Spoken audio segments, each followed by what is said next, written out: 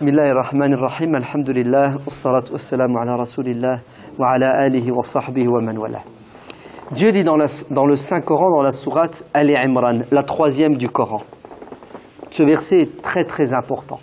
Écoutez bien, Allah dit au prophète alayhi salatu wassalam, attention ya Muhammad, ne te trompe pas, ne fais pas l'erreur mortelle, tu es un modèle et un exemple pour ta communauté. N'arrête pas de demander conseil à tes élèves, à tes compagnons. وَشَاوِرْهُمْ فِي الْأَمْرِ. Le prophète, alayhi salatu wassalam, quand il a appris que les Qurayshites, ses ennemis, les terroristes de la Mecque, sont venus vers Médine, pourquoi? Pour se venger de la défaite de Badr, il a convoqué son QG et les musulmans à la mosquée pour leur dire « on fait quoi ?» Ils arrivent, les terroristes. Et là, les compagnons vont diverger. Certains vont lui dire « Ya Rasulallah, nous, on prend nos armes, on sort de Médine et on va à leur rencontre. » Pourquoi? Parce qu'on est capable de les battre. On les a déjà battus une fois à Badr, nous allons les battre aujourd'hui. D'autres compagnons disent non. Ils sont venus nombreux avec de la haine, l'esprit de vengeance. Ainsi, il vaut mieux qu'on reste à l'intérieur de la ville de Médine, on se barricade et on les combat dans les rues, on fait un combat de rue. Du haut des terrasses de nos maisons, on leur tire des flèches et jette des pierres. Et c'était l'avis et le choix du prophète, alayhi salatu wassalam. Le prophète penchait pourquoi? Pour rester à Médine et ne pas aller les combattre à terrain découvert. Il va y avoir des discussions, chacun va donner son opinion et son avis, et à la fin, il faut bien trancher. Le prophète va trancher. Il va pencher du côté de l'avis de la majorité. Car la majorité des Sahaba étaient pour sortir. Le prophète, il était contre. Alors que le prophète, il a fait un rêve. Vous savez c'est quoi son rêve? Son rêve, c'est qu'il a perdu la bataille. Il a fait un rêve dans lequel Dieu lui a montré les résultats de cette bataille. C'était une défaite. Son épée qui va se casser, un taureau qui va mourir. En fait, c'est son oncle. Lui-même, il va être blessé. Mais le prophète, alayhi salatu wassalam, ne dirige pas sa communauté à la lumière des rêves. Vous savez comment est-ce qu'il dirige sa communauté? De deux manières. Soit Allah lui dit de manière claire et directe, ça c'est halal, ça c'est haram, ça c'est obligatoire, ça c'est pas obligatoire, et le prophète met en pratique et les gens suivent, ou soit le prophète dirige sa communauté avec shura, c'est-à-dire avec l'aide intellectuelle de ses compagnons qui donnent leur opinion. Et le prophète va choisir, va pencher du côté de la majorité, et ils vont sortir, et vous savez ce qui va leur arriver, vous connaissez la suite. La suite, c'est qu'ils vont perdre la bataille de Uhud.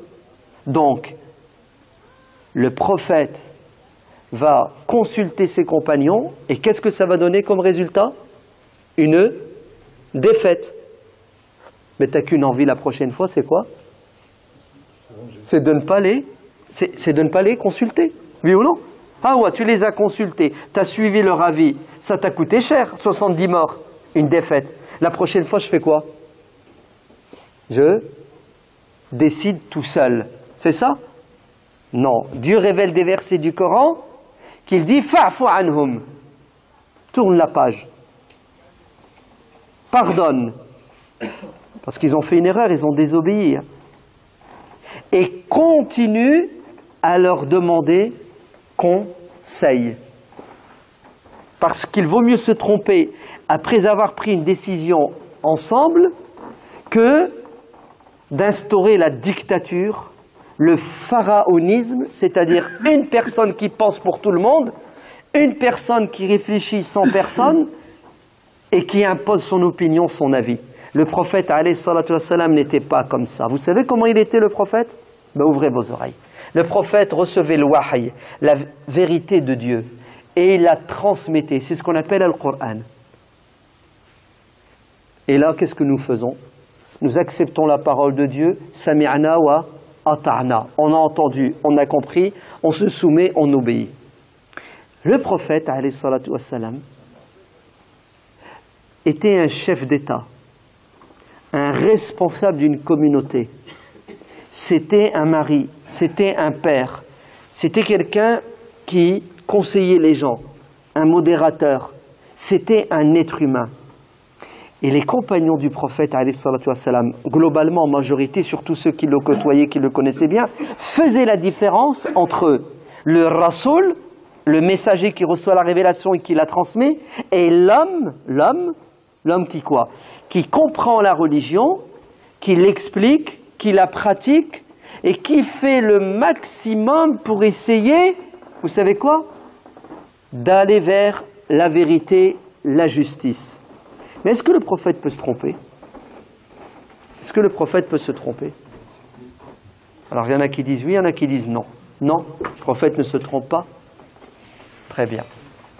Ben, si le prophète ne se trompe pas, pourquoi lorsque Dieu le corrige? Si Dieu le corrige... Non, tu n'as pas compris. Si le prophète ne se trompe pas, pourquoi Dieu le corrige? S'il le corrige, c'est parce que Dieu n'est pas d'accord avec lui.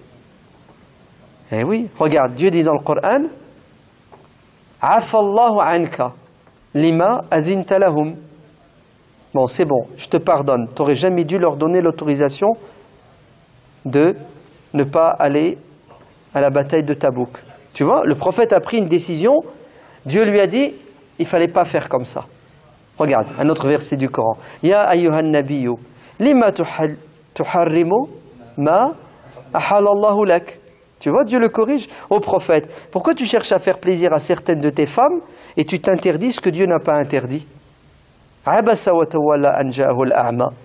Tu vois, le prophète a pensé bien faire avec Abdullah ibn Ummi Maktoum et Dieu le rappelle à l'ordre. Donc le prophète fait de l'ijtihad. Il fait un effort intellectuel pour essayer de faire ce qui plaît à Dieu.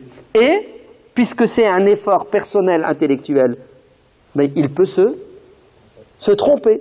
Et qu'est-ce que Dieu fait? Il le corrige sur place. Pourquoi il le corrige? Parce que le prophète est un modèle et un exemple. Vous me suivez? Toi, tu vas te tromper, Dieu ne va pas te corriger. Si tu ne te corriges pas toi-même ou si quelqu'un ne te corrige pas, Dieu te laisse et tu seras jugé là-haut. Vous avez compris? C'est important. Et les Sahaba, radiyallahu anhum, savaient faire la distinction entre ce que le prophète disait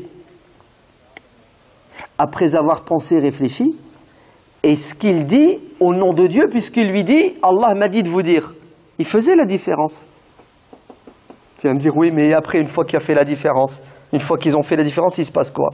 Ben, parfois, les compagnons n'étaient pas d'accord avec le prophète. Le prophète leur disait des choses et eux-mêmes, ils n'étaient pas d'accord. Vous voulez la preuve? Ben, l'imam al-Bukhari rapporte que le prophète sallallahu alayhi wa sallam a dit « Toute personne qui dira la ilaha illallah entrera au paradis. » Abu Huraira, qui a entendu cette parole du prophète alayhi salatu wassalam, était tout content, tout heureux. Vous savez ce qu'il a dit? Il a dit « Ya Rasulallah, c'est vrai, on dit la ilaha illallah et c'est bon, on va au paradis. » Il a dit « Na'am. » Il a dit « Prophète, je vais aller le dire aux gens. Allez, je vais aller au marché, je vais aller dans les rues, je vais aller partout annoncer la bonne nouvelle. » Il lui dit « Na'am, mais allez, pas de problème. » Il dit « Prophète, pour que les gens me croient, parce que peut-être qu'ils vont dire c'est pas vrai, t'es un menteur, donne-moi tes sandales, donne-moi tes chaussures, je vais les prendre avec moi et je vais dire aux gens, regardez, j'ai entendu le prophète alayhi salatu wassalam tout à l'heure à la mosquée dire que celui qui dit la ilaha illallah, il entrera au paradis. Je suis pas un menteur, regardez, j'ai ces sandales, il me les a données pour vous prouver que j'invente pas. Hayya, tfaddal, vas-y. Il sort, il est tout heureux, tout content et il croise, qui ça? Omar ibn al-Khattab. Omar lui dit, tu vas où comme ça? Il y a Aba Hurayrata. Il lui dit, je m'en vais annoncer la bonne nouvelle aux gens, je m'en vais leur dire que c'est bon. Il suffit de dire la ilaha illallah, on va au paradis. Oh, ya Rab, c'est ce que Omar va lui faire. Il va le bousculer, il va lui mettre un coup, il va dire, surtout pas. Abu Huraira, il est choqué. C'est ce qu'il a fait, il s'est mis debout, il s'est sauvé. Omar l'a suivi. Abu Huraira se réfugie à la mosquée. Il dit, Ya Rasulallah, regarde Omar ce qu'il m'a fait. Omar arrive, lui dit, Ya Rasulallah, c'est vrai, c'est toi qui lui as dit, celui qui dit La ilaha illallah, c'est bon, il va au paradis. Il lui a dit, Naam, Ya Omar. Il dit, prophète, il ne faut surtout pas qu'il aille le dire aux gens.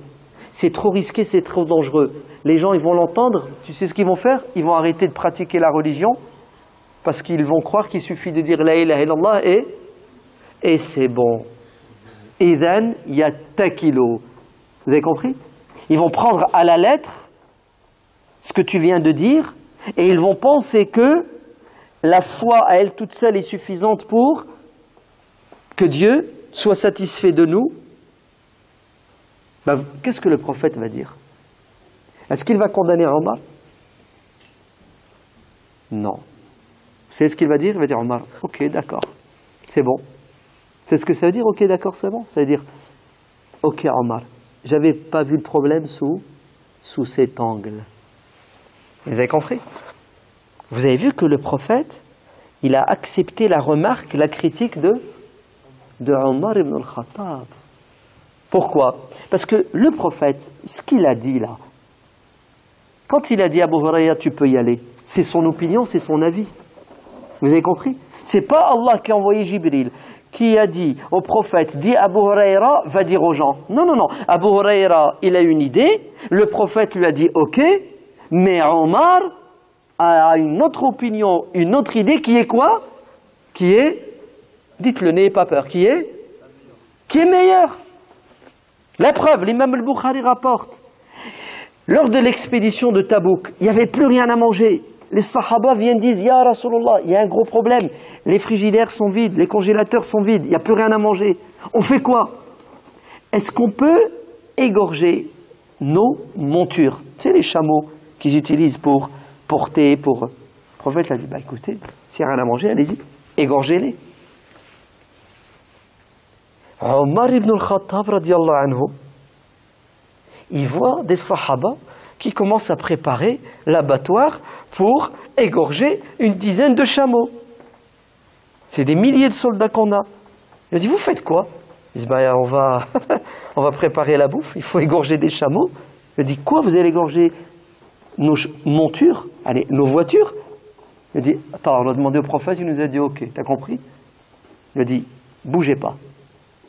Ya Rasulallah, tu leur as autorisé, tu leur as dit qu'ils pouvaient buter des chameaux? Oui. En fait, je ne suis pas d'accord. Je ne suis pas d'accord. Dit Omar, radiallahu anhu. Alors vous dites quoi? Omar, il dit au prophète, je ne suis pas d'accord avec quoi? Avec eux. Alors c'est un bon musulman Omar ou là c'est un mauvais musulman? C'est un bon ou c'est un mauvais? Il y a qui oserait dire qu'Omar est à côté de la plaque? La personne, puisque le prophète ne lui a pas dit qu'il est à côté de la plaque. Vous êtes d'accord? Vous savez ce que va dire le prophète? Il va dire, ok Omar, tu proposes quoi? Si on ne fait pas ça, on fait quoi? On va pas mourir de faim. Vous savez ce que lui a dit Omar? Le dit prophète. Moi je te propose, tu dis à tous les soldats de vider leur besace, c'est leur sachet de plastique, de ramener ce qui reste, une date, un petit morceau de pain, tout ce qui reste. Il le ramène, tu poses un grand drap, on met tout dedans, on ferme le drap, et tu fais des du'as, et tu demandes à Allah de multiplier cette nourriture, et on mange par la grâce d'Allah, mais on ne tue pas nos chameaux. On fait comment après? Pour voyager, pour rentrer? Qu'est-ce que le prophète lui a dit? Il lui a dit, bonne idée. Allez, ramenez tout ce que vous avez. Ajib.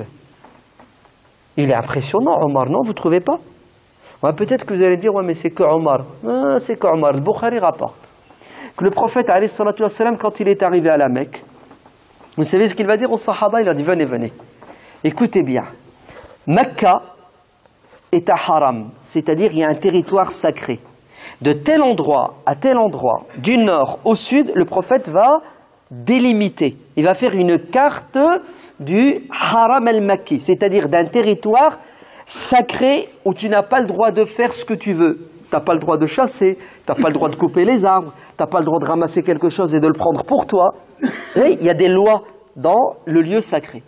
Le prophète explique et il dit aux gens ce qui est halal et ce qui est haram. Et à un moment donné, il dit, et vous n'avez pas le droit de couper les arbres, vous n'avez pas le droit de cueillir les plantes. Et là, il y a son oncle qui s'appelle Al-Abbas ibn Abd al-Muttalib qui dit, Ya Rasulullah, s'il te plaît, ok, on est d'accord avec tout ce que tu dis, mais laisse-nous cueillir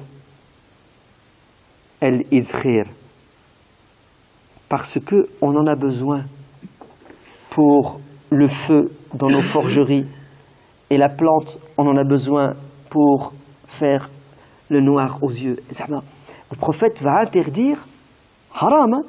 L'Abbas va lui dire, Ya Rasulallah, ok, mais non, ça n'interdit pas s'il te plaît. Parce que on va être dans la galère, on va être dans le besoin. Est-ce que le prophète va lui dire, ah non, non, c'est cuit, c'est mort, c'est haram. J'ai déjà dit que c'était haram.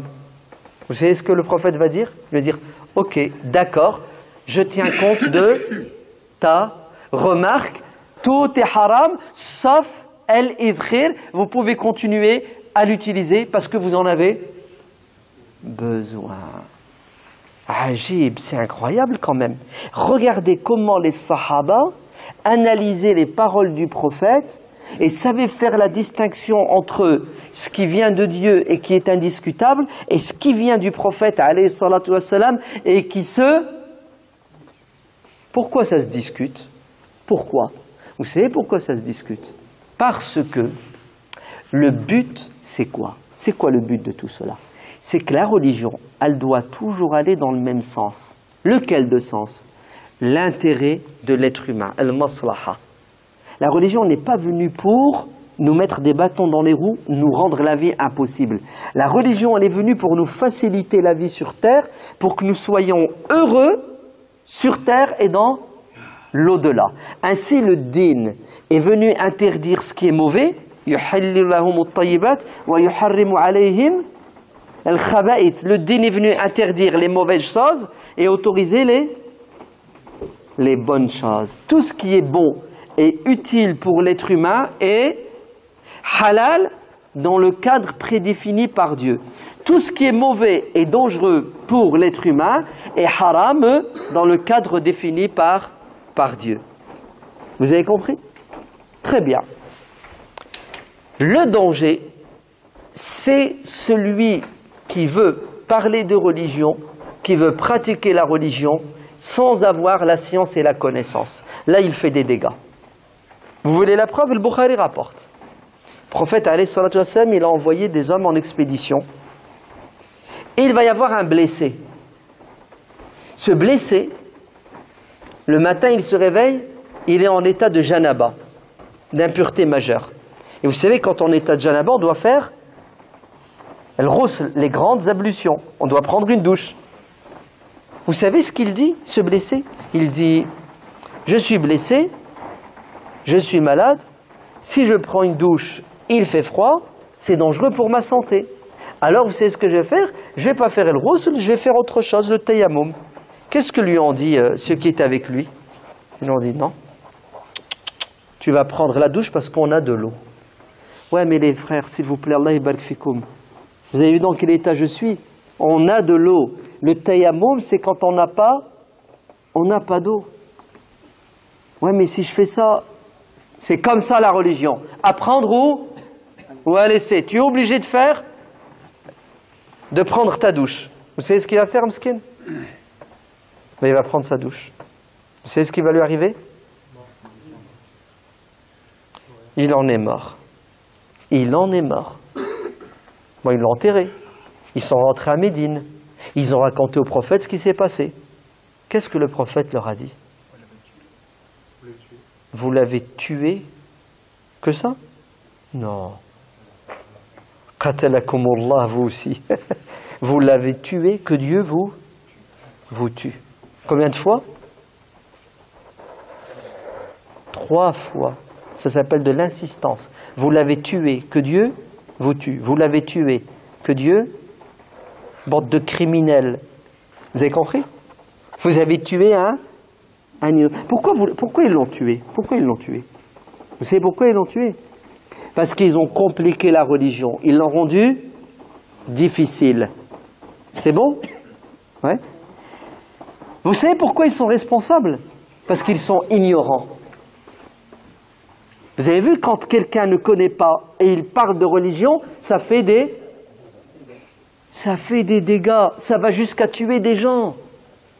C'est grave ou c'est pas grave? Ils l'ont tué parce qu'ils n'ont pas compris le din. Ils n'ont pas compris que la pratique religieuse est basée sur des fondements. Vous savez lesquels? Al-ilm, la science. Tu ne pratiques pas si tu ne sais pas, parce que ce que tu vas faire est peut-être en contradiction avec ce que Dieu veut. Al-ilmu qabla al-amal. Tu dois d'abord comprendre, savoir avant d'agir. Sinon, tu vas détruire. Deuxièmement, la pratique doit être basée sur le modèle prophétique. On doit se baser sur la sunna du prophète, alayhi salatu wassalam. Troisièmement, la pratique doit être basée sur un principe fondamental qui s'appelle at-taysir, la facilité. Pas la difficulté. Vous savez pourquoi? Parce que 7 fois dans le Coran, Dieu dit, de différentes manières, yuridu bikumullahu wa la yuridu bikum al. Dieu vous veut la facilité, il ne vous veut pas la difficulté. C'est-à-dire, l'islam est basé sur at-taysir, la facilité. L'islam est basé sur, vous savez quoi? Al-hikma, la sagesse, le bon sens, la logique. Quand ils n'ont pas voulu être logiques, ils l'ont tué en lui disant, tu fais les grandes... Ouais, je suis malade, c'est rien. Ouais, mais vous allez me tuer, c'est rien, mout. Le plus important, c'est que tu fasses ta prière avec les ablutions. Eh oui, tu peux faire fuir les gens de la religion, les dégoûter de la religion, quand tu la comprends mal, quand tu l'expliques mal et quand tu la pratiques mal. Le prophète alayhi salatu wassalam dit qu'il y a encore parmi ses compagnons, parmi les musulmans, malgré tous les efforts que le prophète a fait pour les éduquer, il y a quoi encore parmi les musulmans? Des gens qui font fuir les gens de la religion. Pourquoi est-ce qu'ils les font fuir? Parce qu'ils sont durs. Vous entendez? Ils sont durs. C'est pour ça que le prophète n'a cessé de dire à ces musulmans, yassiru, facilité, la religion ne la rendait pas difficile. C'est pour ça le propre des sahaba en majorité, c'est que le din, ils l'ont bien compris et ils l'ont pratiqué de manière facile, de manière souple. Les sahaba, en majorité. Parmi les sahaba, tu avais des durs, tu avais des wa'arin, qui ont mis la barre très haute. Ils se sont imposés un régime très difficile. D'ailleurs, ils ont été corrigés à plusieurs reprises. Uthman ibn Mad'un, radiyallahu anhu. Vous savez ce qu'il a voulu faire? Tellement il avait la crainte d'Allah, il aimait Dieu, il avait peur de lui désobéir. Vous savez ce qu'il a voulu faire? Heureusement, il a eu l'intelligence de demander au prophète avant de le faire. Il a voulu se castrer. La castration. Ouais. Pourquoi il a voulu faire ça? Comme ça, il n'a plus d'envie sexuelle. Ouais. Et il est concentré sur la prière et le Coran. Est-ce que le prophète lui a dit, c'est bien, tu es un bon musulman toi, super. Il lui a dit quoi? Il lui a dit, là, vous entrez en conflit avec eux, la volonté d'Allah. Allah, il nous a créés comme ça. Pourquoi vous voulez changer la créature? Pourquoi vous voulez que la religion soit synonyme d'interdiction de ce qui est bon? Vous n'avez rien compris au din. Le din n'est pas venu pour nous interdire les bonnes choses sur terre. Il est venu pour nous enseigner comment les consommer. Vous avez compris? Les bonnes choses. Allah n'est pas venu les interdire. Il est venu nous enseigner comment les gérer. Il est venu nous donner la bonne dose. Kulu wasrabu wala. Buvez, mangez tout ce qui bouge, sauf ce qui est interdit. Et ce qui est interdit est minime, limité, mais ne consommez pas comme vous voulez, de manière modérée. Et c'est la même chose dans la pratique religieuse. Les sahaba qui ont voulu en faire plus que le roi, être plus royalistes que le roi, ont été rappelés à l'ordre. Abdullah ibn Amr ibn al-As, Abu Darda, radiallahu anhu. On les appelle les ascètes, zuhad parmi les compagnons du prophète. Ils ont été rappelés à l'ordre à plusieurs reprises. Très bien. Les sahaba, ils faisaient comment? Ils comprenaient la religion de manière intelligente. Et ils savaient que le Coran, pour le comprendre, il faut penser et réfléchir. Si tu ne penses pas, tu ne réfléchis pas, tu rentres dans un mur. Tu veux la preuve? La preuve, c'est Adi ibn Hatim, un compagnon. Dans le Bukhari, il est rapporté qu'Adi ibn Hatim, quand il a entendu le verset du Coran qui dit « Kulu washrabu hatta yatabayyana lakum al-khayt al-abyadu min al-khayt al-aswadi min al-fajr » Vous savez ce qu'il faisait? Le matin, il mangeait chez lui, et puis il a préparé 2 ficelles, une blanche et une noire. Puis de temps en temps, il sortait les 2 ficelles et regardait. Bon, il fait noir. Tu sais, je ne vois pas la différence entre les ficelles. Quand il a raconté au prophète ce qu'il faisait, le prophète il a rigolé. Il lui a dit, bah punaise. Ouais. Vous avez vu comment le Coran nécessite quoi? De la réflexion, du bon sens et de la logique pour être bien compris. Si tu prends certains versets à la lettre, ça devient risible. Vous avez compris? Ça devient risible parce que tu vas contredire l'objectif du Coran. C'est pour cela les compagnons ont compris la religion de manière intelligente. Parce qu'ils maîtrisaient la langue arabe, ils maîtrisaient les fondements du Coran, car dans le Coran il y a des grandes idées qui restent et resteront toujours des garde-fous pour éviter de nous égarer. Et ils avaient un modèle et un exemple qui s'appelle le prophète alayhi salatu wassalam. Quand ils avaient un problème, ils le questionnaient. Quand le prophète est décédé, la religion, elle s'est arrêtée? Est-ce qu'elle s'est arrêtée après la mort du prophète? Non. Elle s'est développée 10 fois plus. Pardon. Elle s'est développée 100 fois plus. N'importe quoi. Elle s'est développée 1000 fois plus. Au niveau géographique, au niveau démographique. Vous savez ce que ça veut dire? Plus il y a de musulmans, plus l'espace qu'on doit gérer est important, plus il y a de quoi à votre avis? Plus il y a de problèmes. Ouais. Et plus il y a de questions nouvelles. Donc les sahaba ont été confrontés à une réalité qui est la suivante. Vous êtes prêts? C'est quoi la réalité? C'est que la religion, elle doit répondre aux besoins de qui? Des êtres humains. Et il y a une question fondamentale. Écoutez-la bien. Comment un texte qui est limité, le Coran, 6236 versets, les hadiths du prophète, ouais, ils sont limités. Comment un texte qui est limité peut-il répondre à des questions, résoudre des problèmes qui sont illimités? Puisque les problèmes, les questions, il y en a des nouvelles tous les jours. Vous êtes d'accord? Plus on avance dans le temps, plus il y a de monde, plus on est confronté à des problématiques nouvelles. Mais le Coran, il n'y a pas des nouveaux versets qui descendent tous les jours. Question. Est-ce que le don d'organe est halal ou haram? Bougez pas. Jibril, tu peux ramener la réponse s'il te plaît? Ça marche comme ça? Vous demandez à Jibril? Vous demandez à qui? Très bien. C'est exactement ce que les gens ont fait avec les compagnons du prophète. Quand ils avaient des questions, ils avaient des problèmes, ils demandaient aux héritiers du prophète, warathatul anbiya, qui sont les sahaba. Les sahaba qui sont les personnes les mieux à même, les mieux placées de répondre, parce que ce sont eux qui ont reçu l'héritage, ce sont eux qui ont compris le dîn de la meilleure façon, car ils ont été formés à l'université de Médine avec un prof qui s'appelle Muhammad sallallahu alayhi wa sallam. Écoutez maintenant ce qui va se passer. Vous êtes prêts? Les sahaba vont faire marcher leur cerveau. Ils vont utiliser le Coran. Ils vont utiliser ce qu'ils ont d'héritage du prophète pour permettre à la religion d'accompagner les gens. Vous savez ce que ça va donner comme résultat? Ça va donner des opinions différentes. C'est-à-dire, les sahaba ne seront pas toujours d'accord et ils vont diverger sur des dizaines et des centaines et des milliers de questions. Abdullah ibn Omar va dire ça c'est halal, et Zayd ibn Thabit va dire c'est haram. Omar ibn al-Khattab va dire c'est haram, Abdullah ibn Mas'ud va dire c'est halal. Abu Bakr va dire blanc, Omar va dire noir.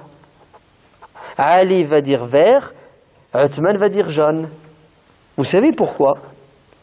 Parce que vous avez le Coran, vous avez la Sunna, et vous avez la raison, l'homme, qui essaie de comprendre la religion. Donc c'est tout à fait normal qu'il y ait quoi? Divergence. Mais cette divergence, est-ce qu'elle a des limites, oui ou non? Mais bien sûr qu'elle a des limites. Lesquelles? 1. Les compagnons n'ont pas divergé sur les piliers de l'islam. Eh oui, il y a des piliers. Mais ils sont tous d'accord sur les piliers. Les compagnons n'ont pas divergé sur les piliers de la foi. Les compagnons n'ont pas divergé sur les piliers de la morale. Tout le reste a été sujet à discussion, donc à opinions multiples. Ainsi, on va voir des écoles. Chez les Sahaba, vous allez avoir des tendances. Vous avez par exemple la méthodologie d'un compagnon qui s'appelle Abdullah ibn Omar. Vous savez c'était quoi Abdullah ibn Omar? C'est le fils de Omar ibn al-Khattab. Abdullah ibn Omar était connu pour quelqu'un de... Vous êtes prêts? De dur, de strict. À l'inverse, vous avez un autre compagnon qui s'appelle Abdullah ibn Abbas, qui est le cousin du prophète. Vous savez, il était connu pour quoi, lui? D'être ouvert, tolérant, laxiste. C'est péjoratif, laxiste. Il était cool. Vous avez compris? Eh oui, c'est pour ça. Quand vous faites du fiqh, le droit musulman, vous avez, subhanallah, les deux opinions qui sont opposées l'une à l'autre. Abdullah ibn Abbas, il est d'une largesse, d'une ouverture, il est toujours dans la facilité et la souplesse. Abdullah ibn Omar, lui, c'est carrément le contraire. Lui, il ferme les portes. Vous avez compris? Il réduit le champ d'action. Juste une question, hein. Vous n'êtes pas obligé de répondre. Vous prenez votre carte de quel parti? Abdullah ou Abdullah Ibn Omar ou Ibn Abbas? Vous penchez avec qui? Bon, on va voir. On va faire un petit vote. On va faire un vote. Qui adhère à Abdullah ibn Omar, le dur? Qui est pour Abdullah ibn Omar? Ammel Hassan. Qui est plus pour Abdullah ibn Mas'ud? Les autres, Allah alam. C'est des Suisses, en tout cas. Hein? La neutralité. Ils ne se mouillent pas. Hein? Oui? Non, de manière générale, globale. C'est deux écoles, hein, c'est deux approches. Hein. C'est deux philosophies. Ah oui, hein, c'est impressionnant. Mais vous êtes obligé de dire Abdullah ibn Abbas, arrêtez les mecs. Attendez, vous voulez que je vous la complique la religion en vous sortant des avis ouais? Vous n'êtes pas clair, hein? Vive là. La quoi? La facilité. Vive la souplesse. Non, vous êtes contre. Dieu l'a dit dans le Coran. Yuridu Allahu bikum al wa la yuridu bikum al. Il vous veut la facilité, il ne vous veut pas là. Wa ma ja'ala alaykum fi ad-din min. Dieu ne vous a pas mis de galère dans la. Et malcolm, pourquoi vous avez peur? Je sais pourquoi vous avez peur. Parce que vous croyez que la facilité, c'est un manque de piété. Parce que vous croyez que si c'est facile, non, Allah n'est pas content. Pour qu'Allah soit content, il faut qu'on vive l'enfer. C'est ça que pensent les musulmans. Plus c'est dur, plus Dieu aime. Regardez. Est-ce que vous savez que Omar ibn al-Khattab, radiallahu anhu, il avait une approche de la religion incroyable. Regardez, juste une anecdote. Il vient, il dit à Abu Bakr Siddiq, ya Abu Bakr, il y a un gros problème. Il y a des centaines de sahaba qui connaissent le Coran par cœur, qui sont morts à la bataille de l'Yamama contre Moussaïlima al-Kaddab. Tu la connais, la bataille de l'Yamama? Hadiqat al-Maut? Tu la connais? Hadiqat al-Maut? La bataille du jardin de la mort? Non? Tu connais la bataille du jardin de la mort? Tu la connais, la bataille du jardin de la mort? Donc si on fait un vote, 99% ne la connaissent pas. Vous savez pourquoi vous ne la connaissez pas, cette bataille, qui est très importante, puisque vous allez voir l'impact? C'est parce que vous ne regardez pas la série Omar. Voilà. Si vous rentrez chez vous, vous tapez sur YouTube, série Omar, vous regardez les 34 épisodes, bah vous allez tout comprendre dans la religion. Parce que tout est dedans. Donc Allah yabarak fikoum, regardez la télé. D'accord? Pour une fois, regardez ce qu'il faut à la télé. La série Omar ibn al-Khattab. Vous allez comprendre la vie du prophète, la vie des sahaba, vous allez comprendre comment cette religion nous est parvenue. Donc, il y a combien de compagnons qui sont morts, qui connaissaient le Coran par cœur? Une centaine, même plus. Omar tire la sonnette d'alarme. Il dit à Abu Bakr, vite, il faut qu'on fasse un livre où il y aura toutes les sourates du Coran, parce que le Coran existe dans la tête, dans l'ordinateur des compagnons, mais écrit, il n'est pas sous forme d'un livre. Il est sous forme de feuillets éparpillés qui existent chez les gens. Vous savez ce que lui dit Abu Bakr? Niet, non, je ne veux pas. Normalement, Omar, il doit faire quoi? Il doit dire Amen, c'est le chef Abu Bakr. Oui ou non? Abu Bakr est plus grand que Omar. Abu Bakr est supérieur. Abu Bakr, c'est le top ou non? Non, vous savez comment Omar il est? Il a une intelligence, il a un cerveau. Il ne se laisse pas faire, Omar. Omar, c'est parce qu'Abu Bakr a dit non qu'il rentre. Non, c'est bon, Abu Bakr a dit non, Amen. Mais ça va pas, on n'est pas des moutons. Hein. Abu Bakr a une idée, une opinion, Omar en a une autre, que le meilleur... C'est tout bête, c'est tout simple. Très bien, pourquoi tu ne veux pas? Abu Bakr lui dit parce que le prophète ne l'a pas fait. Ah, c'est ça ton opinion, le prophète ne l'a pas fait. Tu sais ce qu'Omar lui dit? Il lui dit, et alors où est le mal si on le fait? Le prophète ne l'a pas fait. Si on le fait, c'est un bien. Je viens de te prouver que c'est bien, que c'est nécessaire, que c'est utile, parce que s'ils disparaissent tous ceux qui connaissent le Coran par cœur, le Coran peut disparaître. Abu Bakr lui dit, non, t'inquiète, le Coran, il ne disparaîtra pas. Omar lui dit, comment ça, il ne disparaîtra pas? Si on ne fait pas un livre et on le protège, ça va disparaître. Wallah, ça a été une discussion. Et qui c'est qui l'a emporté, à votre avis, à la fin? C'est Omar ibn al-Khattab. Il a réussi à convaincre Abu Bakr, et Abu Bakr a changé d'opinion. Vous avez vu? Les compagnons ne recevaient pas la révélation. Les compagnons essayaient de comprendre la religion à la lumière de leur intelligence et à la lumière du contexte et des besoins de leur époque. Le contexte et les besoins. Si le Coran avait été enregistré, Omar n'aurait pas soulevé la problématique. Donc, tu es obligé d'avancer, d'évoluer, d'apporter des solutions à quoi? Aux problèmes nouveaux. Donc, tu es obligé de faire marcher ton cerveau, ton intelligence. Automatiquement, qu'est-ce que ça va donner? Ça va donner de la divergence. Ça va donner des avis différents. Et quel est l'avis qui doit l'emporter, à votre avis? Lequel? Quel est l'avis qui doit rester, qui doit gagner? C'est lequel pour vous? C'est le plus logique. C'est celui qui est le plus bénéfique. C'est celui qui va apporter au maximum de personnes le bien. Mais c'est évident que c'est celui-là, puisque la religion, elle est venue pour l'intérêt de la majorité. Donc même Abu Bakr et Omar n'étaient pas d'accord sur tout. C'est pour cela, Omar, écoutez bien, il a joué un rôle extraordinaire dans la construction de la communauté et de la civilisation musulmane. Vous savez pourquoi? Parce qu'il a dirigé longtemps, mais à son époque, il y a eu beaucoup de nouveaux problèmes. Et il fallait apporter des solutions. Donc il fallait réfléchir beaucoup. C'est ça?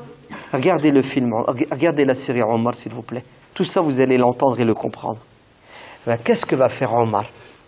Omar va, ouvrez bien vos oreilles, à chaque fois apporter des réponses aux questions, des solutions aux problèmes, à la lumière de quoi? À la lumière des objectifs de la religion, à la lumière des finalités de la religion. Omar regarde toujours les conséquences. Si on fait ça, qu'est-ce qui va se passer? Si on ne le fait pas, qu'est-ce qui va se passer? Tu vas me dire, ben non, c'est pas possible. Omar il est obligé d'abord de regarder ce qu'il y a dans le Coran, ce qu'il y a dans le Hadith, oui ou non? Et après il... Ouais, mais ça c'est vous, parce que vous êtes nuls. Ben oui, c'est les musulmans d'aujourd'hui qui disent, la religion c'est le Coran et la Sunna. Mais si c'était le Coran et la Sunna, ben les compagnons auraient un seul avis. Non? Une seule opinion. Vous savez qu'est-ce que c'est que la religion?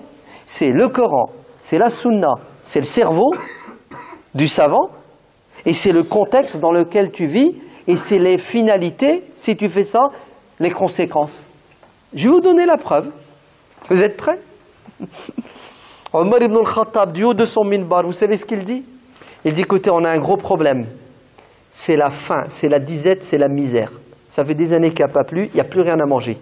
Moi, Omar, le chef de la communauté musulmane, le président de la République islamique, vous êtes prêts? Je décide qu'à partir d'aujourd'hui, nous n'avons plus le droit de pratiquer la loi musulmane qui ordonne de couper la main aux brigands, aux voleurs. La loi de Dieu, il la met au congélateur. On ne la mettra pas en pratique. Allah, il a dit as-sariqu was-sariqatu faqta'u aydiyahuma. Le voleur et la voleuse, coupez-leur la main. Omar, il dit non, on ne va pas couper la main. Pourquoi tu ne veux pas, ya Omar? Comment?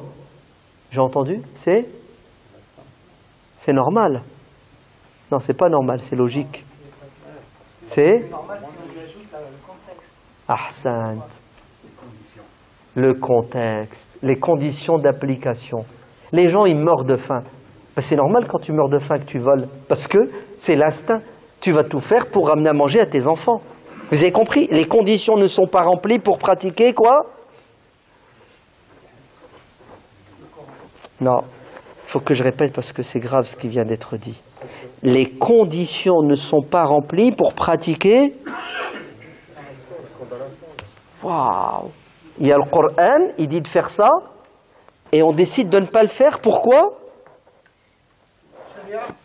C'est incroyable. C'est-à-dire, la loi d'Allah, on la met de... Dites-le, n'ayez pas peur, on la met de côté. Pourquoi est-ce qu'on la met de côté? Pourquoi Omar il l'a mise de côté? Vous savez pourquoi? Parce que si tu la mets en pratique, ça va donner le contraire de ce que Dieu veut. Qu'est-ce que Dieu veut? Ben, il veut de la justice. Vous avez compris? Mais si tu pratiques cette loi alors que les conditions ne sont pas réunies, tu crées de l'injustice. Il y a un homme qui vient, qui dit « Ya Omar, voilà, lui c'est mon ouvrier. Je l'ai attrapé la main dans le sac, j'ai les preuves. Tout est filmé, il y a la caméra, il n'arrête pas de me voler. Je te le ramène, vas-y. Allez, condamne-le. » Omar est intelligent, tu ne lui fais pas à l'envers. Il dit au mec, pourquoi tu voles? Il dit, ouais, Wallah l'adim que je le vole. Il dit, c'est ton patron, il te paie, tu le voles? Il dit, non, tu sais pourquoi je le vole? Parce qu'il me fait travailler comme un esclave et il ne me paie pas. Il m'exploite. Vous avez compris? Omar, il fait quoi? T'es un voleur, on doit te couper la main. T'as vu le littéralisme bête et stupide? C'est comme ça, Allah a dit, le voleur et la voleuse, coupez-leur la main. T'as volé, je te coupe ta main. C'est aussi bête et stupide que ça. Tu sais ce que Omar a fait?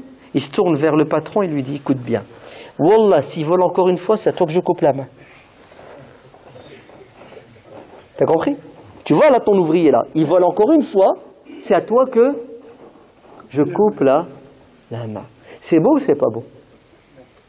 C'est intelligent ou c'est pas intelligent? Omar, il apprend que Hudayfa ibn al-Yaman, un sahabi du prophète, le secrétaire, il s'est marié avec une femme qui n'est pas musulmane, de confession juive. Quand Omar, il apprend ça, tu sais ce qu'il a fait? Il lui a envoyé un SMS. Direct. Il lui a dit divorce. Hudayfa, il ne s'est pas laissé faire. Il lui envoie un mail. Tu sais ce qu'il lui a dit? Il lui a dit, tu veux m'interdire quelque chose que Dieu a permis? Allez, Allah dans le Coran, il autorise aux musulmans d'épouser une juive ou une chrétienne. Et toi, Omar, tu oses? Et Allah, vous faites quoi avec Omar? Tu es obligé de l'aimer, Omar. Hein? Sauf si tu es chiite, bien sûr. Si tu es chiite, tu le détestes, mais bon. Allah, il te dit, c'est halal d'épouser une juive ou une chrétienne. Et Omar, il passe derrière, il te dit, divorce. Oh là là. C'est grave ou c'est pas grave? Allez-y, traitez Omar. Allez. Allez-y.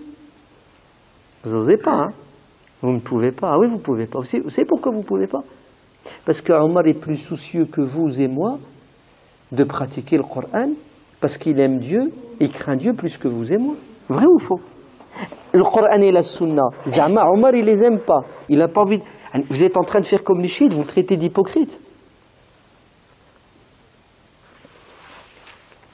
Divorce. Omar, pourquoi tu veux que je divorce? Allah, il me dit c'est halal. Réponse de Omar. Vous savez c'est quoi sa réponse? Si toi, Hudayfa, et vous les compagnons du prophète, vous mettez à épouser les juives et les chrétiennes, qui va épouser les musulmanes? Vous savez, Omar regarde les conséquences. La loi d'Allah ne doit pas donner quoi? Des injustices, des dysfonctionnements. La loi d'Allah, elle doit aller dans le sens de la volonté d'Allah. C'est quoi la volonté de Dieu? C'est qu'il y ait sur terre le boxon ou l'ordre? La justice ou l'injustice? Allah est hakim, il est sage. Sa loi a pour objectif de nous donner des moyens pour que sur terre, nous pratiquions cette religion de manière, quoi? Bête et stupide. Si bien qu'on crée des problèmes au lieu de résoudre des problèmes. Ben vous savez ce qui va se passer? Omar ibn al-Khattab, et là vous allez être choqués, va interdire, écoutez bien, c'est fort maintenant, il va interdire aux compagnons, à la mosquée et partout, de raconter, de citer les hadiths du prophète, alayhi salatu wassalam. Oui, arrêtez, arrêtez, leur dit Omar. Même parfois, n'hésitez pas à frapper certaines personnes, lui dit, qu'est-ce que tu fais? T'arrêtes pas de dire, le prophète a dit, le prophète a fait, taisez-vous. Pourquoi Omar il dit ça? Parce que, ouvrez bien vos oreilles maintenant, les compagnons sont en train de parler à qui? À des nouveaux, des gens qui se sont convertis, des gens qui n'ont pas reçu l'éducation de la bouche du prophète. Ben regardez ce que Omar craint, regardez ce qu'il a peur. C'est de quoi il a peur? Il a peur que ces gens ne comprennent pas ce que le prophète faisait, ce que le prophète disait. Nous les Sahaba, on sait faire la distinction entre le prophète qui parle au nom de Dieu et le prophète qui parle en son nom. Vous ne savez pas faire la distinction. Vous allez entendre le prophète a fait, le prophète a dit, vous croyez que c'est religieux, alors que ce n'est pas religieux. Omar, il a peur que les gens comprennent mal la sunna du prophète. Alors il dit aux sahaba qui parlent beaucoup, comme Abu Huraira, taisez-vous, car le public n'est pas à la hauteur et ça va donner des catastrophes. Ils vont interdire ce qui n'est pas interdit. Ils vont rendre obligatoire ce qui ne l'est pas. Parce qu'ils n'ont pas le recul et le niveau pour comprendre et faire la différence entre ce qui est du domaine religieux de ce qui ne l'est pas. Ce qui est obligatoire de ce qui ne l'est pas. Il y a des hiérarchies et il y a des priorités. C'est pour cela qu'on appelle l'école de Omar ibn al-Khattab l'école de l'Maqasid, qui va être transmise via l'imam Malik ibn Anas radiyallahu anhu. Regardez ce que ça donne. Vous savez ce que ça donne? Malik ibn Anas radiyallahu anhu dit que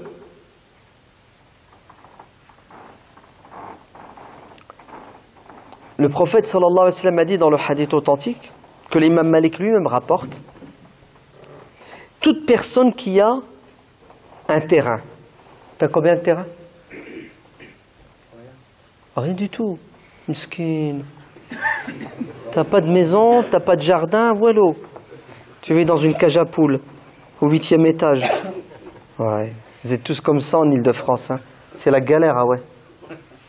Et je crois que même quand vous voulez acheter votre pavillon, vous n'y arrivez pas. Ah, ça coûte trop cher ici. Ouais. Et en plus, on vous a dit que le crédit, vous ne pouvez pas le faire. Ah ouais. Donc vous êtes cuit. La cage à poules. Jusque 90 ans. Ah, mais... C'est galère, hein? Oui ou non? Non? Ah, Guyancourt, c'est une belle ville. Allah yabarak. Il y a beaucoup de verdure. Comment? Après la difficulté. Ah, toi, tu n'es que dans le haut. En bas, c'est pas grave. En bas, la misère, la galère, hogra, ma'alish, ça va passer. Toi, tu es. Oui.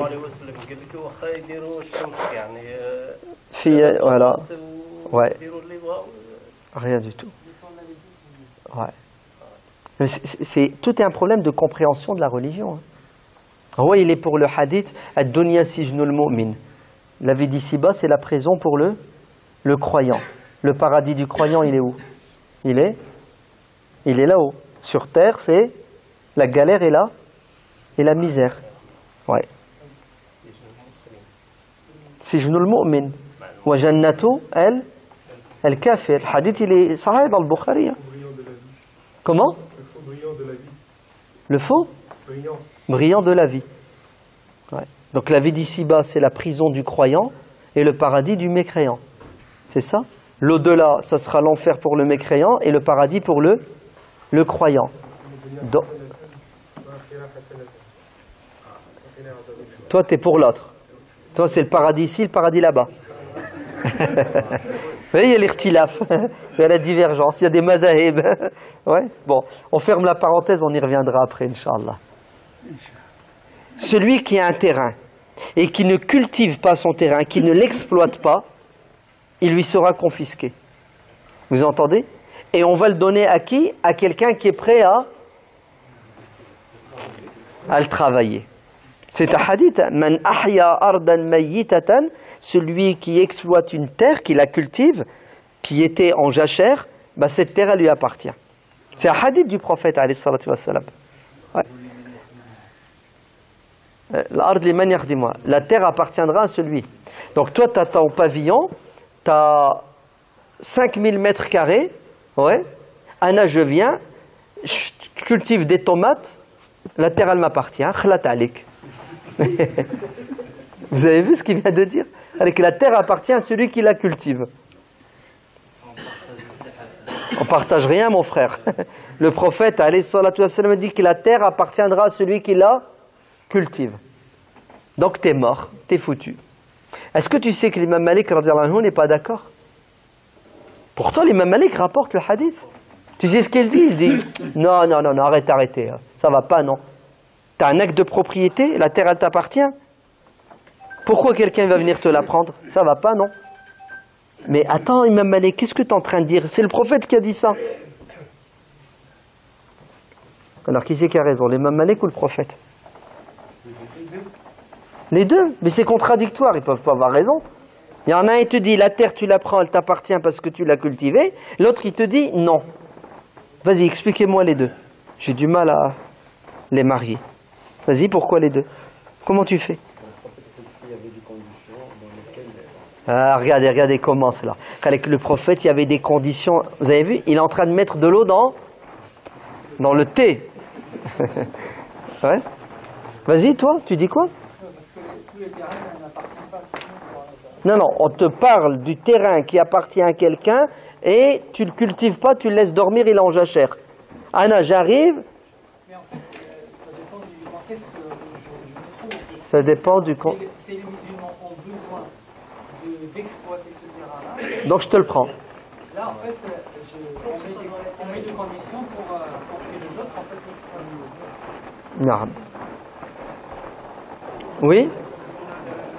Ça dépend de l'intérêt général. Subhanallah. Vous avez vu ce que vous êtes en train de faire? Vous êtes en train de faire marcher votre intelligence pour essayer de trouver une solution à un problème. Parce que c'est un problème. Ben, c'est exactement ce que les savants ont fait. C'est ce qu'ils ont fait. C'est pour ça qu'on a des madahib, on a des écoles. Ouais. L'imam Shafi'i, vous savez ce qu'il va dire à l'imam Malik? Il va dire, je ne suis pas d'accord avec toi. Tu rejettes un hadith du prophète qui est clair.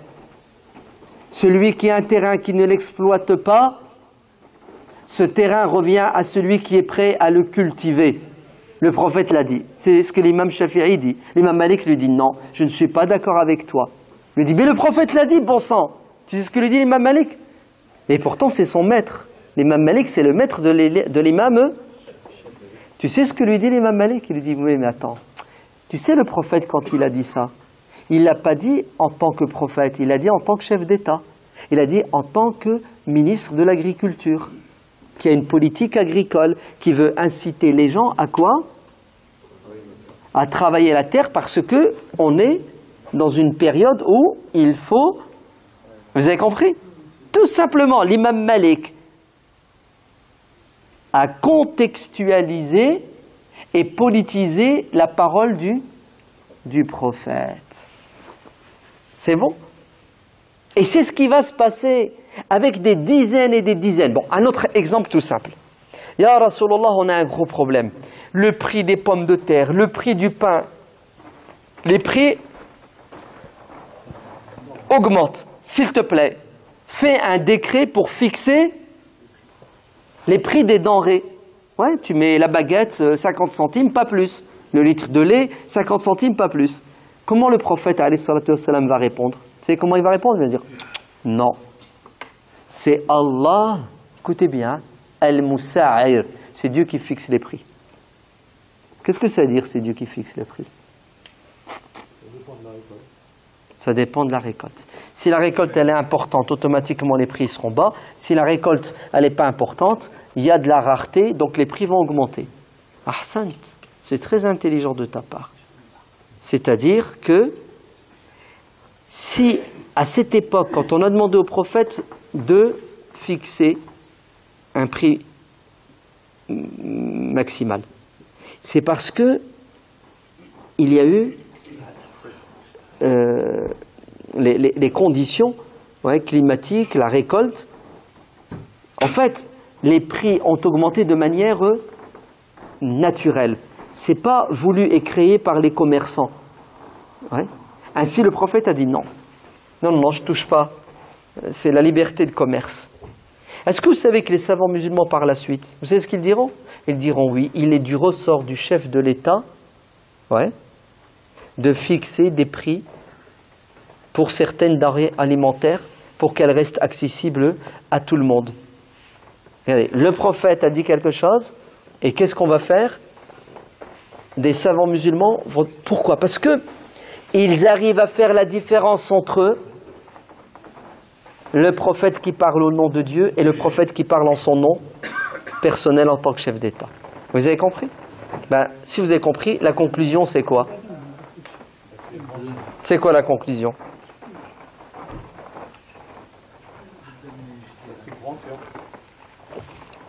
Vous savez c'est quoi la conclusion? C'est qu'en 2017, on est obligé, écoutez bien, de faire marcher notre cervelle pour comprendre notre religion, pour qu'on puisse la pratiquer de la meilleure façon. Et c'est quoi la meilleure façon pour pratiquer la religion? C'est que la pratique soit accessible et elle soit souple et facile. Si, écoutez bien, il y a un avis qui vient de nos savants, que ce soit l'imam Malik, l'imam Abu Hanifa, l'imam Shafi'i, peu importe les savants, et que cet avis nous met dans la misère et la galère, on fait quoi? On le met de côté et on fait un ijtihad comme ils ont fait un ijtihad à leur époque. Et ça a donné cet avis qui était bon à leur époque. Nous devons faire un ijtihad à notre époque pour apporter une solution qui est compatible avec notre réalité. Vous avez compris? C'est pour ça, les savants, sans arrêt, ils sont dans le renouvellement, la réforme. Le taqlid n'est pas bon. Suivre bêtement, recopier, c'est pas bon. Pourquoi c'est pas bon? Parce que ça va te mettre dans la galère. Parce que l'imam Malik, ce qu'il a pensé, il l'a pensé à son époque, pour son époque. Mais l'imam Malik n'est pas aujourd'hui avec nous, donc il ne peut pas apporter les réponses. Je vais vous donner un exemple. Vous le connaissez l'exemple, vous le vivez. L'imam Malik, vous savez ce qu'il dit? Il dit que le Jumu'ah, c'est après Dhuhr. C'est à l'heure de Dhuhr. Ben, si on suit l'avis de l'imam Malik, vous savez ce que ça veut dire? C'est-à-dire la majorité des musulmans de France ne feront pas le Jumu'ah. Pourquoi ils ne feront pas le Jumu'ah? Parce qu'ils travaillent. L'heure de pause, c'est entre midi et 13h, 13h30. Donc ils vont rater le Jumu'ah. Vous savez ce qui va se passer? Ben, on va leur sortir un hadith. Le jour où ils feront le Jumu'ah, où l'imam leur dira, bande d'hypocrites. Le prophète, alayhi salatu wassalam, a dit, celui qui rate 3 Jumu'ah, c'est un munafiq. Un hypocrite, oui ou non? Celui qui rate 3 Jumu'ah est un... Ouais, mais je travaille. Et alors? Donc tu préfères la dunya? Naam.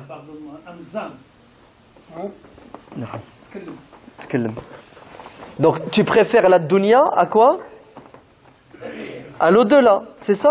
Tu préfères obéir à ton patron que d'obéir à Dieu. Tu préfères l'argent au paradis.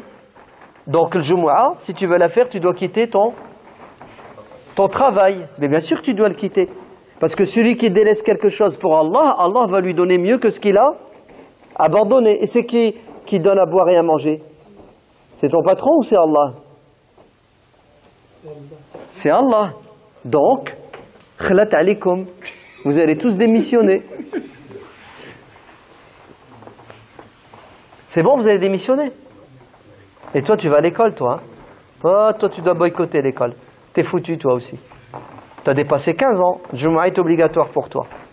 Donc, billet d'absence, tous les vendredis. Pourquoi vous n'êtes pas à l'école? Ah, j'ai mal au nez. La semaine suivante, tu as mal où? À l'oreille. Regardez, c'est un menteur. Il fait des faux billets d'absence.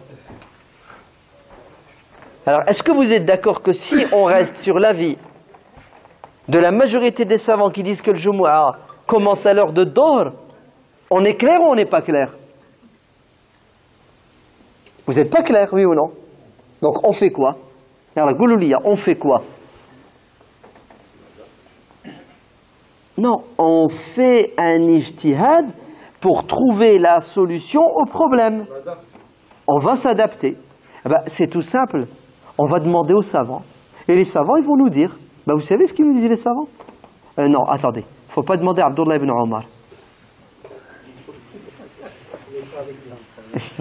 Même s'il était avec nous. Vous avez compris? Il ne faut pas demander à... On va demander à qui? Abdullah ibn Abbas. Masha'Allah. Vous savez ce que dit Abdullah ibn Abbas? Abdullah ibn Abbas, l'imam Muslim rapporte, d'après Jabir ibn Abdillah, radiallahu anhu, que le prophète, alayhi salatu wassalam, a fait le Jumu'ah avant midi. Et dans le madhab de l'imam Ahmed ibn Hanbal, tu peux faire le Jumu'ah le matin. Tu sais à quelle heure tu peux faire le Jumu'ah? À 7 heures du matin. À 8 heures, 9 heures, 10 heures, 11 heures, midi. Et le Jumu'ah, c'est comme la prière de l'Aïd. Une fois que le soleil s'est levé, shuruq, commence l'heure de le Jumu'ah. Alors vous en pensez quoi? Non, je m'en fiche de ce que vous en pensez. C'est pas votre problème. Vous avez compris? Vous, votre problème, c'est que vous devez assumer votre responsabilité et travailler, et vous devez assumer votre responsabilité et prier. Et là, je vais vous trouver la solution pour faire les... Alors, si vous ne comprenez pas la religion de manière intelligente, vous allez désobéir à Dieu tous les jours, tous les matins, tous les soirs. Vous êtes obligé de faire comme ça. Ouais. C'est pour ça. Tu ne comprends pas certains musulmans. En fait, je les comprends. Plus c'est dur, plus Dieu aime. C'est comme ça qu'ils pensent. En fait, c'est comme ça qu'on leur a dit. Alors que le din, plus c'est facile, plus Dieu... C'est carrément le contraire. Hein. Bu'itsu bil hanifiyati. Dieu m'a envoyé avec la religion de la souplesse et de la croyance pure. Il y a Goulouliya de contraire. Goulou. Et pourquoi est-ce qu'on la rend difficile, la religion? Vous savez pourquoi?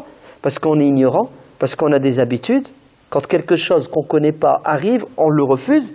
Et parce qu'il y a certains savants qui sont comme Abdullah ibn Omar, parce qu'il y a certains savants qui ne vivent pas en France, qui ne connaissent pas la situation en France et qui ouvrent leur bouche. Vous avez compris? Parce que le mec qui vit dans un pays musulman, il ne comprend pas pourquoi tu ne peux pas faire le Jumu'ah. Il ne sait pas qu'en France, les horaires du boulot ne sont pas calqués sur l'heure de Jumu'ah. Comment? Il sort à 11h30, il commence à 14h30. Le matin. Du coup, ils ont 3 heures de pause. Ah oui, pour le Jumu'ah. Oui. Ben non, mais il y en a, c'est férié le vendredi. Il y en a le week-end, c'est jeudi à midi jusqu'au samedi matin. Au Sartoum. Mais vous, c'est pas ça. Vous avez compris? On est obligé de quoi? De comprendre la religion de manière intelligente dans notre contexte pour atteindre les objectifs du dîn qui sont rendre la religion souple, facile, accessible. C'est clair ou c'est pas clair? Mafhoum? Bah écoutez, si c'est clair, alhamdulillah. Si vous avez des remarques, des critiques, des questions, marhaba bihoum. Si vous n'avez rien à dire. On démissionne demain. Il n'a rien compris. Il m'a tué, mashallah. Allah yahfadak. Mais toi, tu le dis en rigolant. Est-ce que tu sais qu'une fois, on était en Umrah, et il y avait un jeune skin de Marseille. Wallah al-Adim, j'expliquais dans le bus comment faire les prières. Tu sais, comment les regrouper quand on est en voyage. Est-ce que tu sais qu'il m'a posé une question? Il m'a dit, le Jumu'ah, on fait comment? Puis je lui explique le Jumu'ah. Ben, regardez ce qu'il m'a dit. Il m'a dit qu'il a demandé à l'imam de la mosquée X, je balance pas, ouais. Et l'imam lui a dit, tu dois démissionner de ton travail, car un travail qui t'empêche de faire le Jumu'ah est haram. Wallah al-Adim, hein. Je lui dis, et tu vas faire quoi? Il m'a dit, bah écoute, si j'étais pas venu, si je t'avais pas écouté, je rentrais, je démissionnais de mon boulot. Le chômage. Allah rayoklo. Kalik al-Razzaq. Non mais c'est grave ou c'est pas grave? Qu'est-ce que vous en pensez? T'en penses quoi? Non, est-ce que c'est grave ou c'est pas grave? J'ai pas dit que c'est un mouchkil, c'est un mouchkil. Mais grave ou pas grave? Gol, gol. C'est grave ou pas grave? N'aie pas peur. Wallah, t'as rien à craindre. Wallah, al-Adim, on est en France. Liberté d'expression. Ouais, mais pour toi. Si je te dis maintenant, tu démissionnes de ton travail parce que tu ne peux pas faire la prière, tu démissionnes ou non? Wallah que tu démissionnes pas. Fais pas le truc. Wallah, tu démissionnes pas. Parce que tu as un loyer à payer. Vrai ou faux? Tu vas te retrouver à la rue. Et donc pourquoi est-ce qu'on fait du cinéma? Pourquoi est-ce qu'on dit, oui, El Jumu'ah c'est à 14h. Ya ibadallah, El Jumu'ah tu la fais pas, arrêtez de mentir. Il y a des musulmans pendant 6 mois, ils font pas le Jumu'ah. Dès que l'heure d'été arrive, dès que au mois de mars on passe à 14h, khlat aléon pendant 6 mois. À cause de qui? Vous savez à cause de qui? Non, pas le changement de Magana. À cause de Tklecha. Tklecha. De ceux qui sont assis confortablement sur leur chaise, là où ils sont en fait, et qui donnent des... Tout simplement. Tout simplement. À cause de mec qui est assis dans son sdaré avec la clim et qui ne connaît pas la réalité en France et qui te fait. Ou là, à cause des mecs qui te disent, écoute, nous on est malikites. Oh, dis t'es malikite.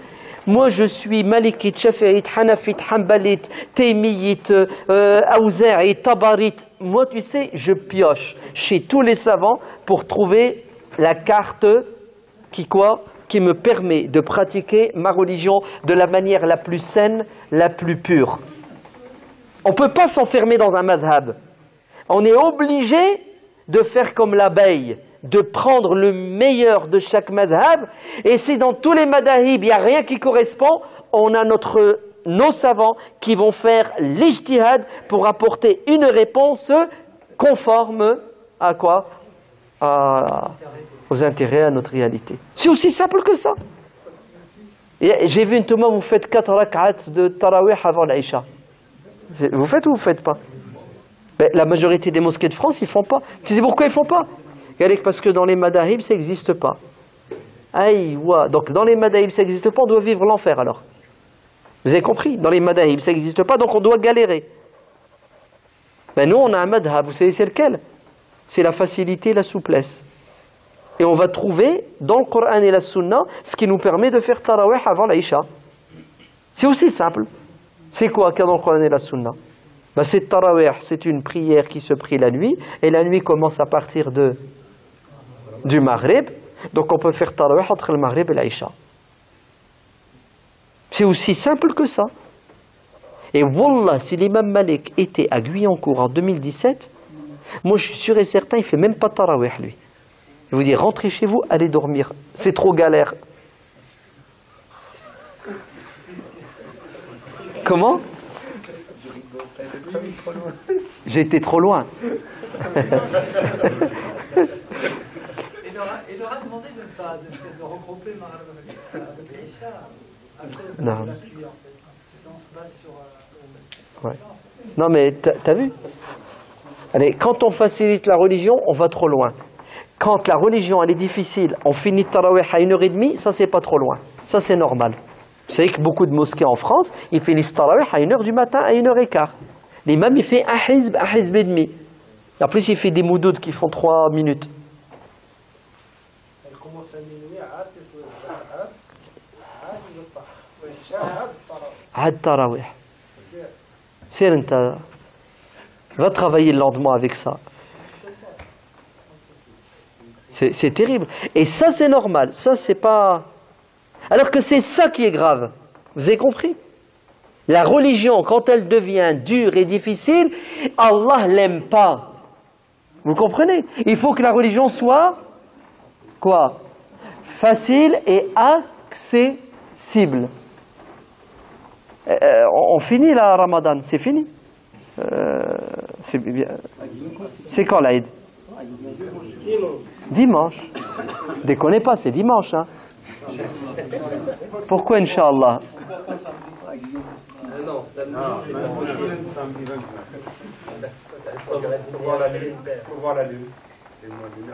Voir la lune? Pourquoi tu veux la voir, Mskina? Non, t'es à Tissa. Ben non, faut pas la voir. Mais non. C'est simple que ça, si tu la vois. Et si tu la vois pas? Si tu la vois pas, c'est le lendemain. Ça marche pas comme ça. Tu sais pourquoi le prophète a dit faut la voir? Pour savoir si elle est née. Tu sais ce que ça veut dire? Il est né le croissant. Je le sais que tu le sais pas. Et tous les musulmans, la majorité ne le savent pas. Oui. Je le sais que tu le sais pas. C'est pour ça que vous buguez, vous comprenez pas. Tu sais la lune, elle tourne. Et la terre, elle tourne.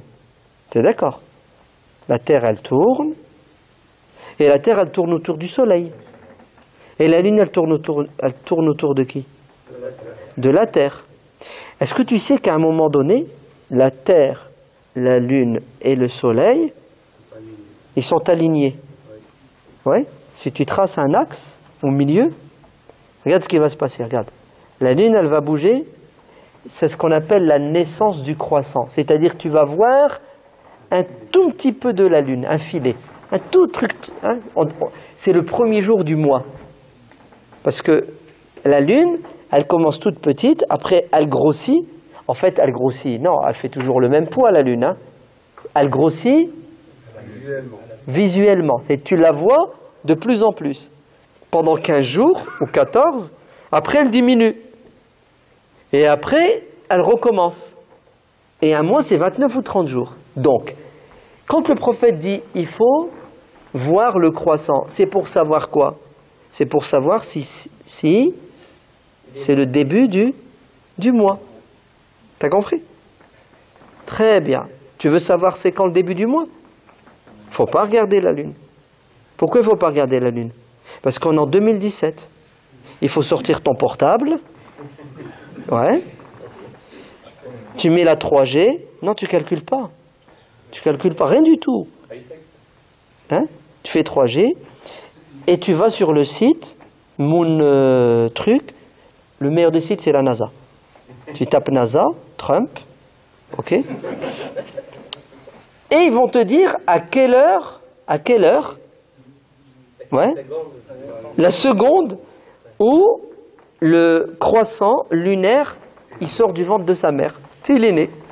Et tu sais, il va naître quand? Il va naître vendredi là, 24, dans la nuit à 2 heures du matin. Vendredi 24 juin à 2 heures du matin. Donc, et l'Aïd c'est samedi.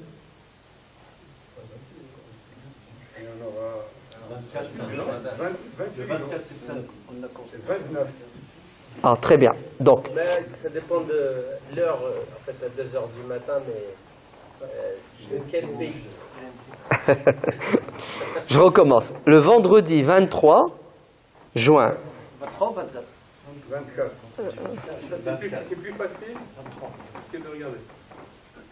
Ah oui, bien sûr. Parce que si tu regardes, t'es mort. Donc, le vendredi à quoi? Le vendredi dans la nuit. Ouais. La nuit du vendredi. Ça fait le 24, voilà. La nuit du vendredi à samedi. Donc, la nuit du vendredi, donc à 2 heures du matin, on est samedi 2 heures du matin. Ahsant. Vas-y. Normalement, d'après ce que je dis, normalement l'Aïd c'est... Voilà. Si on se base sur la conjonction lunaire, pas le calcul, sur la naissance du croissant, puisqu'il est né avant le Fajr, hein, avant... Hein, donc, mais il y a certains qui disent non. C'est ce qu'ils disent. Ils disent, ah non, il faut qu'il naisse avant le Maghrib. Ouais. Peu importe. Écoutez bien, vous savez c'est quoi la vie aujourd'hui qui domine et qui est logique et qui tient la route? C'est quoi? C'est le vendredi soir, on ne le voit pas, puisqu'il n'est pas né. Il va naître à 2 heures du matin. Par contre, samedi soir, on va le voir parce qu'il aura déjà 18 heures de naissance. Donc on va le voir, pas en France, mais dans des endroits. 9 mois et 18 heures. On est d'accord? Donc dimanche, c'est sûr que c'est l'Aïd. Sauf si Trump décide autrement. Ouais. S'il dit à l'Arabie Saoudite que ce soit lundi, l'Arabie Saoudite dira que c'est lundi. Et les Arabes suivent l'Arabie Saoudite, malheureusement. Si, c'est possible qu'ils foutent le boxon. Hein. Pourquoi c'est pas possible? Fort possible. Fort possible. Wallah, tout est possible aujourd'hui, mon frère. Même mardi, tiens, si tu veux. Sahih. Wallah, tout est possible. Indik al-haq. Il n'y a plus rien d'impossible. On n'attendra pas ni lundi, ni... Là, dimanche, l'Aïd. Vous n'en avez rien à cirer de l'Arabie Saoudite, ni du Maroc, ni de l'Algérie, ni de la Tunisie. L'Aïd, c'est dimanche. Le Maroc, c'est le bled, c'est la mer. Ah, smahli, ammi, smahli. Oh, ammi, smahli. On a touché la corde sensible du patriotisme arabe. Vive la France.